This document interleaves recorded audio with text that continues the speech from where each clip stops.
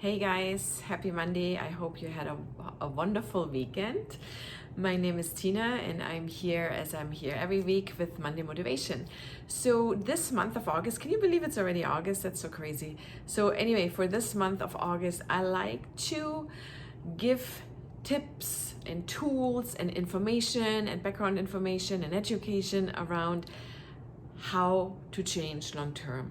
How do we become the person that we really like to become, and what are the necessary steps we need to follow to really become that person? There's a lot of things that I read. Oh my gosh, I think I read like every self-help book on the planet.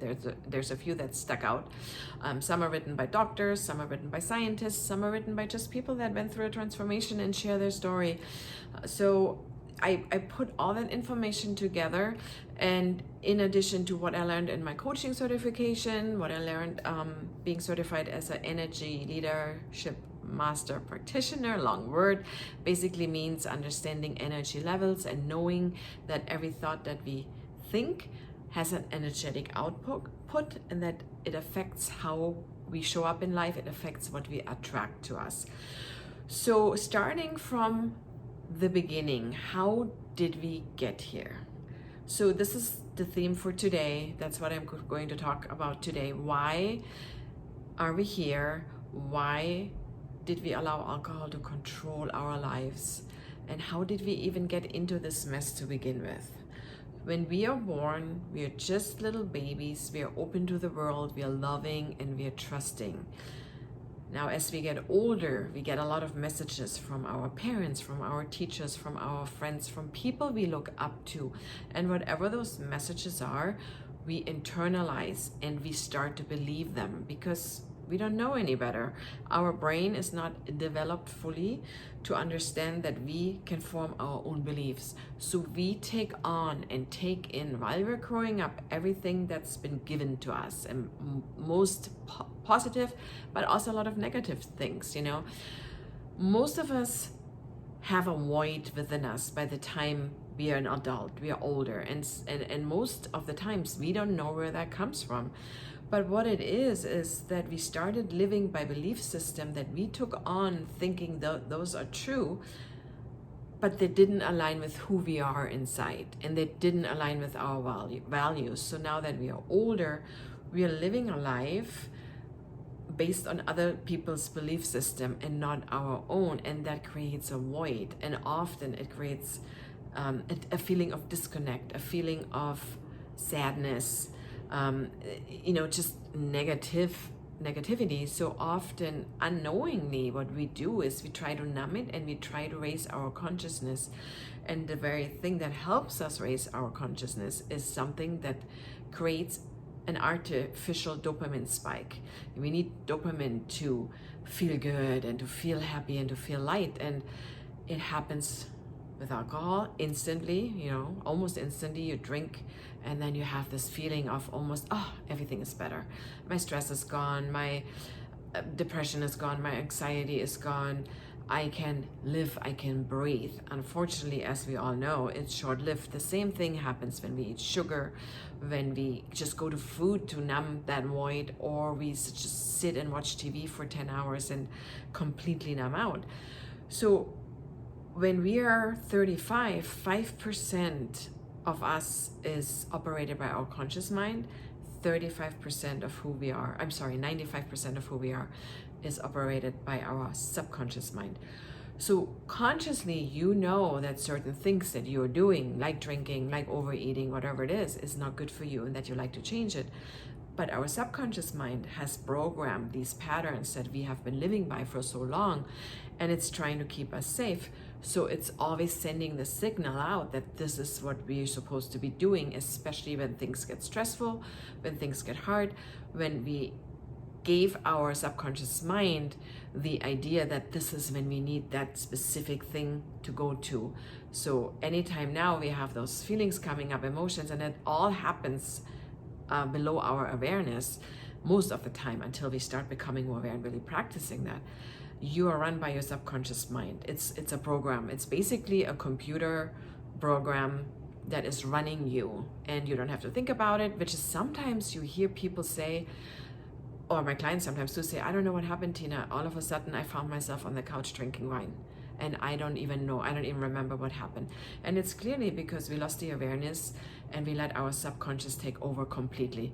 Just imagine how often do you drive your car from point A to point B, but while you're driving, you're thinking of something, or you maybe might be thinking of an email or checking your phone or whatever, and then all of a sudden you arrive and you don't even remember how you got there. You weren't consciously aware of how you get out of bed, how you brush your teeth every day, how you put your clothes on, how you tie your shoes, all the things that we do repetitively over and over and over and over again.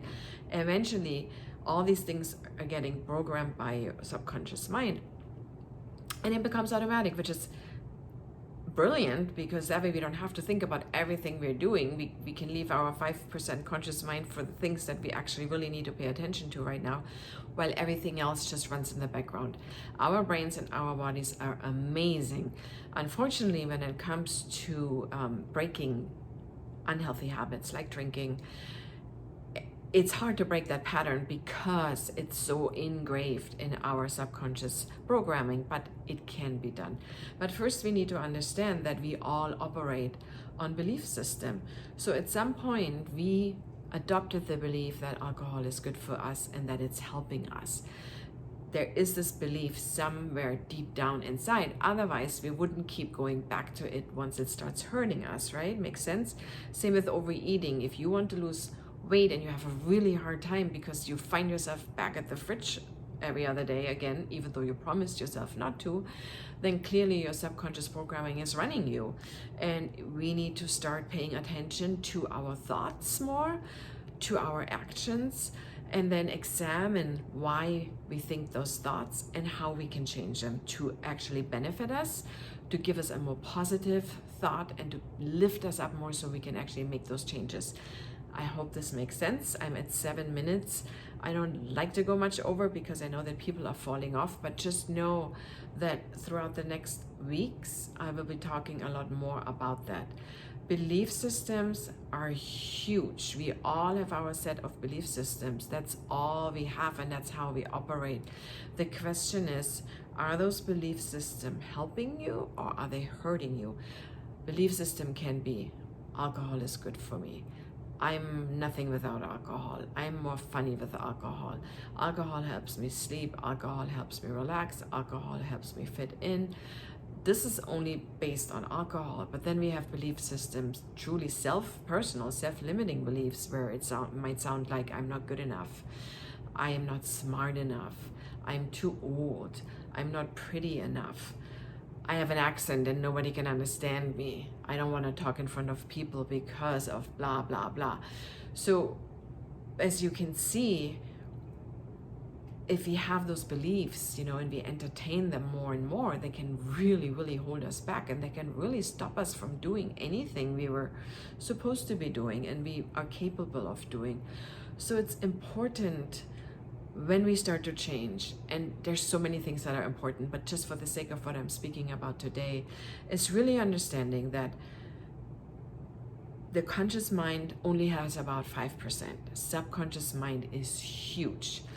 And bringing your subconscious mind and those belief systems that are programmed in your subconscious mind up into awareness is the first step. The first step of change is really becoming aware of your thoughts around alcohol, around yourself, and around what you think is holding you back. So for today, I like to leave you with really think about your self-limiting beliefs. Deep down inside, who are you? Who are you? And what are your biggest fears? What is holding you back? What are the things that are holding you back the most? Are you telling yourself I'm not good enough? Are you telling yourself I'm not smart enough? Are you telling yourself I'm too fat? Are you telling yourself I'm a horrible mother? Or whatever it is, write them out on paper, and then maybe share them here with the group if you feel comfortable doing so. And then examine those thoughts. Really examine those thoughts. Are those really true?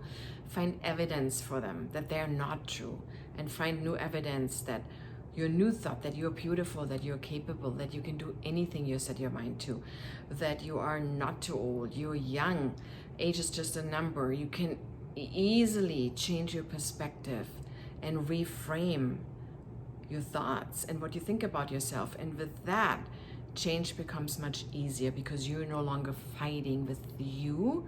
You are understanding that this was an old belief system. It was fed to you when you were a little kid. You didn't have a choice other than just taking it all in and then forming your own beliefs around that. But now that we are an adult, they don't serve us any longer. So it's time to bring them into awareness, dismantle them, examine them, finding a turnaround, and then moving on with a set of belief system that actually help you grow and help you flourish. I hope that helps a little bit. Next week, I will be speaking more about what to do to connect back to yourself. What are the things that you can do to connect back to self, to find self-love for you again, and to shut off those negative voices in your head. I hope that helped. Today, again, is Monday, and I see you guys next week. If you have any questions, I know sometimes it's hard to just condense that and not be able to interact really. So comment with your questions and I'll get back to you. Tag me if you can, please, so I can see it. It's Tina von Sachs, and then I'll get back to you. Thanks so much, guys. Have a good rest of the week, and I see you next week. Bye.